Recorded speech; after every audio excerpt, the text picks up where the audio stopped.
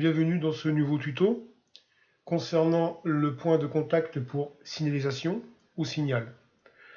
Donc pour pouvoir placer un point de contact pour un signal, il faut avoir au minimum un signal déjà présent sur un réseau. Donc ici, on a juste posé quelques sélections de voies juste pour l'exemple. Donc pour déposer un signal, on clique sur l'onglet signalisation. On va aller dans système de signalisation et on va aller dans la signalisation principale. Une fois qu'on a sélectionné cet item, on va prendre le signal FHL avec présignal.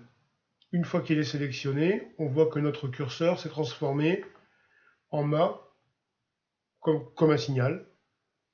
On l'amène ici, on clique sur la voie et notre signal est déposé sur cette section. Nous allons le sélectionner et nous allons même décaler le présignal. On voit que ce signal porte le numéro 001. Voilà, le zoom 001. Pour poser un point de contact en relation avec ce signal, il faut que ce signal soit sélectionné.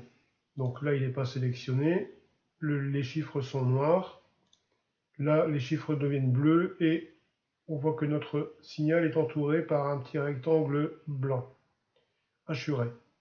Donc une fois qu'il est sélectionné, on sélectionne ici contact pour signalisation. Voilà. On resélectionne le signal. Voilà.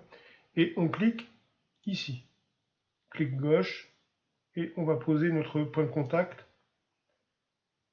en amont du signal. Donc ce point de contact est en relation et lié avec celui-ci. Pour vérifier si c'est le cas, on sélectionne le point de contact et on fait un clic droit et on va bien contact pour signalisation 001. Donc par défaut, nous retrouvons toutes nos propriétés communes à tous les signaux et à tous les points de contact que nous avons préalablement vus dans le chapitre. Nous allons donc nous intéresser à la propriété spécifique aux signaux qui s'appelle position.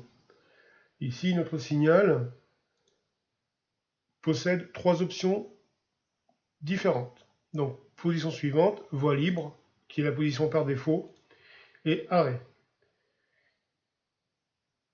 Si nous positionnons l'option arrêt, donc que nous faisons OK, on voit que notre signal est toujours au vert, mais lorsque notre locomotive va franchir le point de contact, le signal passera au rouge.